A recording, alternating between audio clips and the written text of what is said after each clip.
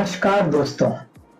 मैं आज आपको एक बहुत इंटरेस्टिंग कहानी सुनाता हूँ। वर्ष 1970 में एक अमेरिकी भारत आए और इनका नाम था हॉर्स्ट रेचलबैचर। भारत में आके हॉर्स्ट ने आयुर्वेदा की पढ़ाई की और उसके बाद ये व्यक्ति अमेरिका वापस चला गया। हॉर्स्ट ने 1978 में अमेरिका में एक कंपनी की नींव रखी और इस कंपनी का नाम था अवेदा। इस कंपनी में हॉर्स्ट ने आयुर्वेदा विज्ञान के आधार पर स्किन केयर और बॉडी केयर के प्रोडक्ट बनाए और उसके बाद ये कंपनी इतनी कामयाब हुई कि हॉर्स्ट ने 1997 में यानी कि ठीक 19 वर्ष बाद इस कंपनी को एस्टी लाउडर कंपनी को $300 मिलियन में बेच दिया, यानी आज के हिसाब से लगभग 2100 करोड़ रुपए में बेच दिया। आज इस कंपनी के पूरे विश्व में सब प्रमुख शहरों के मॉल्स में शोरूम है। यहाँ तक कि भारत के प्रमुख मॉल में अवेदा का शोरूम आपको मिल जाएगा। देखिए कैसी विडंबना है कि एक व्यक्ति भारत आता है, भारत से ज्ञान प्राप्त करता है, एक इतनी बड़ी कंपनी खड़ी करता है, अमेरिका में जाके उसी ज्ञान पे आधारित प्रोडक्ट बनाता है और भारत में ही आकर उन प्रोडक्ट को बेचता है। और हमारे भारत के बुद्धिजीवी, हमारे भारत के मिडिल और उच्च वर्ग के लोग उस प्रोडक्ट को बड़ी शान से खरीदते हैं। क्यों? क्योंकि वो प्रोडक्ट अमेरिका से आया है। काश हम भारतीयों ने हमारे पूर्वजों, हमारे महर्षियों के इस अनमोल खजाने की थोड़ी कदर की होती। सिर्फ इतना ही किया होता कि इसकी अवहेलना करने से पहले एक बार इसे जानने का प्रयास तो किया होता, एक बार इनको पढ़ने का प्रयास तो किया होता, एक बार इसे सत्य की कसौटी पे तोलने की कोशिश तो की होती। मगर हमने इस ज्ञान की सदा से अवहेलना की और वो विदेशी आए, उन्होंने इस ज्ञान के महत्व को समझा, पढ़ा, सीखा और देखो क्या कर डाला। तो आज मैं आपसे ये अपील करता हूं कि आप एक बार हमारे पूर्वजों, हमारे महर्षियों, जिन्होंने हजारों साल पहले इतने चमत्कारिक ग्रंथ लिखे हैं, उसको पढ़ने का तो प्रयास करें, तो उसे कसौटी पे तोलने का भी प्रयास करें, उसे आजमाने का प्रयास करें। उसके बाद आप हर फैसला लेने के लिए स्वतंत्र हैं। और मैं आपको यकीन के साथ कह सकता हूं दोस्तों, मेरा जो अभी तक का अनुभव है, जैसे जैसे आप इन ग्रंथों को पढ़ते जाएंगे तो आपको अपने पूर्वजों पर गर्व होगा, अपने भारतीय होने पर गर्व होगा, आपको गर्व होगा कि हम किन महापुरुषों की संतान हैं। हजारों वर्ष पूर्व हमारे पूर्वजों ने, हमारे महर्षियों ने, हमारे संतों ने जो ये ज्ञान लिखा है, इस ज्ञान पर हर भारतीय का अधिकार है, हर उस बच्चे का अधिकार है जिसने भारत भूमि पे जन्म लिया है, फिर वो चाहे किसी भी क्षेत्र का हो, किसी भी धर्म का हो। इसलिए मैं आपसे अपील करता हूं कि अपने धर्म और संप्रदाय से ऊपर उठकर आपको इस ज्ञान को प्राप्त करने की कोशिश करनी चाहिए, इन ग्रंथों को पढ़ने की कोशिश करनी चाहिए, क्योंकि इन ग्रंथों में पुरातन विज्ञान है जो मानव कल्याण के लिए लिखा गया है। अगर आप भी आयुर्वेद को पढ़ना चाहते हैं, आयुर्वेद को समझना चाहते हैं, तो मैं आपको 3 महर्षियों के बारे में बताता हूं जिन्होंने आयुर्वेद पे बहुत शोध किया और अद्भुत ग्रंथों की रचना की। एक ग्रंथ का नाम है चरक संहिता, जो महर्षि चरक ने लिखा। दूसरा ग्रंथ है सुश्रुत संहिता, जो महर्षि सुश्रुत ने लिखा। 2 और ग्रंथ हैं अष्टांग हृदयम और अष्टांग संग्रहम, ये महर्षि वाग्भट जी ने लिखे। इन ग्रंथों को अगर आप पढ़ेंगे तो आपको आयुर्वेद का भरपूर ज्ञान प्राप्त होगा। एक अच्छी बात यह है कि एक और संत अभी कलयुग में भी हुए हैं, जिनका नाम है श्री राजीव दीक्षित जी। उन्होंने इन ग्रंथों को पढ़कर बड़ी ही सरल भाषा में आम व्यक्ति को इन ग्रंथों का ज्ञान उपलब्ध कराया है। मैंने भी राजीव दीक्षित जी के बहुत से वीडियो देखे और जैसे जैसे मैं उन वीडियो को देखता गया तो मैंने आश्चर्य से अपने दांतों के नीचे उंगली दबा ली कि मैं क्यों इस तरह के ज्ञान से वंचित रह गया। उसी से इंस्पायर्ड होकर मैंने ये फैसला लिया कि इस ज्ञान को जानने का अधिकार भारत के हर व्यक्ति को है।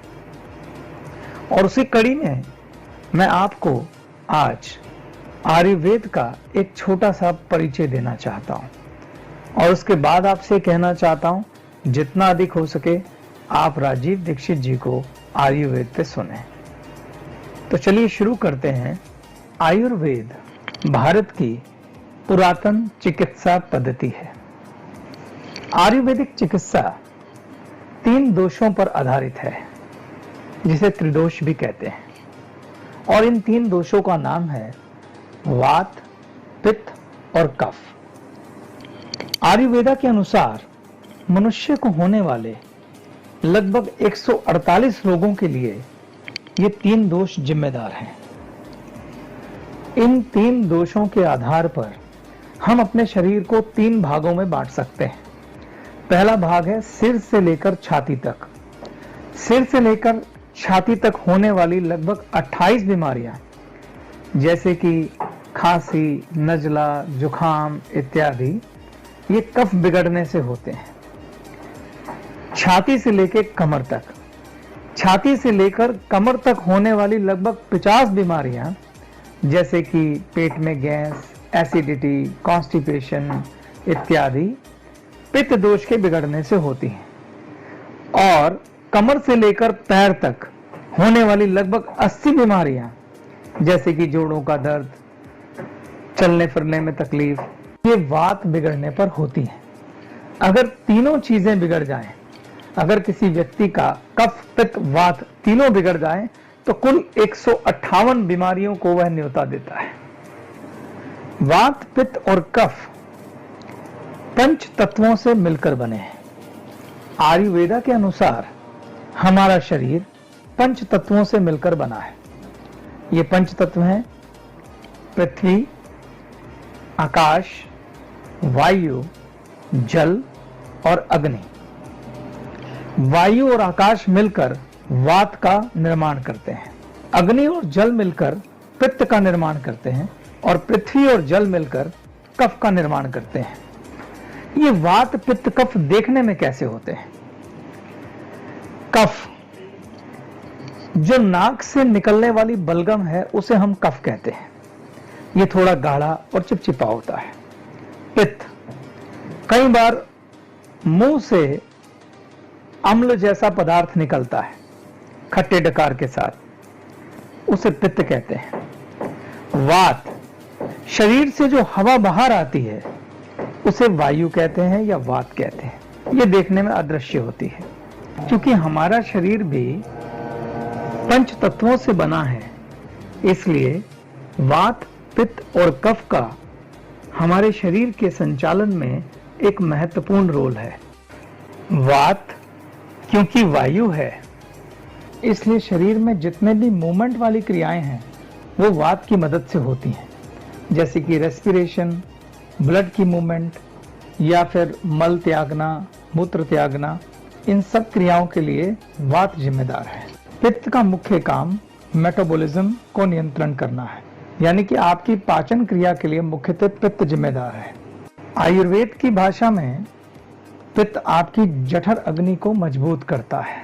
सॉलिड प्लस वाटर मिलकर कफ बनता है और ये हमारे शरीर की संरचना करने में मदद करता है।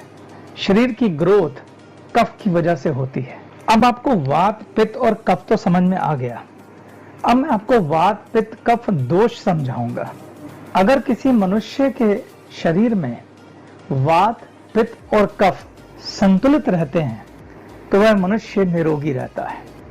लेकिन अगर यह संतुलन बिगड़ जाता है, अगर इनमें से किसी एक की भी वृद्धि हो जाती है तो वो उसका दोष कहलाता है। अगर किसी मनुष्य के वात में वृद्धि हो गई तो वात दोष हो जाएगा, अगर किसी मनुष्य के पित्त में वृद्धि हो गई तो पित्त दोष हो जाएगा, और किसी मनुष्य के कफ में वृद्धि हो गई तो कफ दोष हो जाएगा। और उसी के अनुसार उस मनुष्य को रोग होंगे। किसी मनुष्य का वात भी बिगड़ सकता है, पित्त भी बिगड़ सकता है, कफ भी बिगड़ सकता है, और किसी का वात पित्त भी बिगड़ सकता है और किसी के तीनों बिगड़ सकते हैं। आयुर्वेदा के अनुसार एक मनुष्य को होने वाली सभी बीमारियों का कारण वात पित्त कफ का संतुलित ना होना है। अब अगला प्रश्न ये उठता है कि वात पित्त कफ का संतुलन बिगड़ता क्यों है? आयुर्वेदा के अनुसार हमारे शरीर के संचालन के लिए वात पित्त कफ हमारे द्वारा लिए हुए भोजन से पोषित होते हैं। जो भी भोजन हम खाते हैं उसकी भी अपनी एक प्रकृति है। अगर आप ऐसा भोजन ले रहे हैं वात पित्त और कफ के अनुसार संतुलित है तो आपका वात पित्त कफ भी संतुलित रहेगा। लेकिन अगर आप ऐसा भोजन ले रहे हैं जिसमें वात की प्रकृति ज्यादा है तो आपको वात दोष हो सकता है, और अगर ऐसा ले रहे हैं जिसमें पित्त की प्रकृति ज्यादा है तो आपको पित्त दोष हो सकता है। इसके अलावा एक और महत्वपूर्ण बात समझने की आवश्यकता है। आयुर्वेद ने सभी मनुष्यों को 3 प्रकृतियों में बांटा है।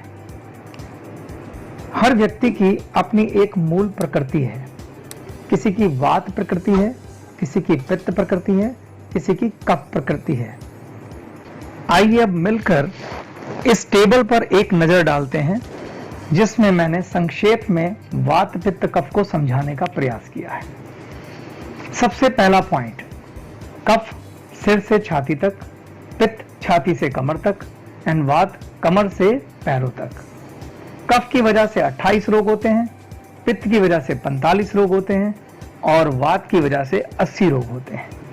कफ की वजह से होने वाले रोगों के उदाहरण हैं सर्दी, खांसी, जुखाम, आलस्य, सिर दर्द, भूख न लगना, अस्थमा, साइनोसाइटिस, डायबिटीज, शरीर में ठंडापन, मन की सुस्ती, ज्यादा नींद आना। पित्त के दोष की वजह से होने वाले रोग हैं गैस, एसिडिटी, पेट में जलन, सर दर्द, बाल झड़ना, बाल सफेद होना, खुजली, खारिश, फोड़े, कील, मुहासे, त्वचा के रोग, मुंह में छाले, आंख में छाले। अगर इस तरह की कोई बीमारी होती है तो आप समझ लीजिए कि आपका पित्त बिगड़ा हुआ है और आपको ऐसा भोजन करना है जो पित्त का नाश कर सके। वात, शरीर में अकड़न, चलने फिरने में दिक्कत, नींद में कमी, बेचैनी, ये सब वात रोग के लक्षण हैं। कफ 0 से 14 वर्ष में प्रबल होता है, पित्त 14 से 60 वर्ष में प्रबल होता है और वात 60 वर्ष से अधिक आयु में प्रबल होता है। जो नाक से बलगम निकलती है वो कफ होता है, जो मुंह से बलगम निकलता है वो पित्त होता है और जो भी वायु शरीर से बाहर निकलती है किसी भी फॉर्म में वो वात होता है। कफ शरीर की संरचना में मदद करता है, शरीर की ग्रोथ में मदद करता है। पित्त पाचन, भूख, प्यास, शरीर का ताप, इस कार्य को करता है और वात शरीर में जो ट्रांसपोर्टेशन होती है, खून का संचालन, श्वासों का संचालन, उसके अलावा मल त्यागने का संचालन वात की वजह से होता है। कफ रात में बहुत प्रबल होता है, पित्त दोपहर में प्रबल होता है और वात सुबह प्रबल होता है। हम सबकी अपनी एक मूल प्रकृति होती है। कफ के निवारण के लिए अगर ये किसी का कफ बढ़ा हुआ है तो उसे च्यवनप्राश, शिलाजीत, दूध में केसर, दूध में हल्दी, दूध में पिपली, तुलसी, अदरक, चाय में मसाला, शहद, गुड़ इत्यादि डालना चाहिए। कफ जो है उस दोष का निवारण करते हैं। पित्त के निवारण के लिए हमें एलोवेरा, गेहूं, गिलोय, देसी गाय का घी, मसाले कम खाने चाहिए, कच्ची सब्जियां खानी चाहिए, अंकुरित दलिया खाना चाहिए, दूध, देसी गाय का दूध पीना चाहिए, खीरा खाना चाहिए, तरबूज खाना चाहिए, नारियल पानी पीना चाहिए। मुंह की लार बहुत महत्वपूर्ण है। हरी सब्जियां, मुंह की लार में भी सुबह की कच्ची लार बहुत महत्वपूर्ण है। सलाद, ये सब खाना चाहिए। वात के लिए हल्दी, निगुंडी, एलोवेरा, ये सब खाना चाहिए। हमें अपनी औषधियों का चयन भी मूल प्रकृति के अनुसार ही करना होता है। इसके अलावा परहेज बहुत महत्वपूर्ण है। एक तरफ आप वो खाना खा रहे हैं जो आपके दोष का निवारण कर रहा है, अगर उसके साथ आप वो भी खाना खाएंगे जो दोष को बढ़ा रहा है तो इलाज होगा नहीं। इसलिए आयुर्वेद में परहेज का महत्वपूर्ण रोल है। तो कफ में अगर आपका कफ दोष बढ़ा हुआ है तो आपको निम्नलिखित चीजों का परहेज करना चाहिए। वसा युक्त चीजें, भैंस का दूध, मांस, मक्खन, पनीर। पित्त के केस में आपको अम्लीय खाने से बचना चाहिए। मिर्च, अचार, खटाई, मसाले, पराठे, चाय, तला हुआ भोजन। आपका जब पित्त बढ़ा हुआ है, इनसे बचना चाहिए। इसी प्रकार से वात में कच्चे केले की सब्जी, ठंडी हवा में नहीं बैठना चाहिए, नमकीन नहीं खानी चाहिए, कॉफी नहीं पीनी चाहिए। ये सब मैंने आपको कुछ उदाहरण मात्र दिए हैं। आपको कोई भी भोजन आप करते हैं तो आपको उसकी प्रकृति जाननी चाहिए और अपनी प्रकृति के अनुसार उसका चुनाव करना चाहिए। इसी के साथ मैं इस प्रेजेंटेशन को समाप्त करता हूँ। किसी गलती या त्रुटि के लिए मुझे क्षमा करें, क्योंकि मेरा एकमात्र उद्देश्य सिर्फ यही है कि आप स्वस्थ रहें, आपका मंगल हो। धन्यवाद।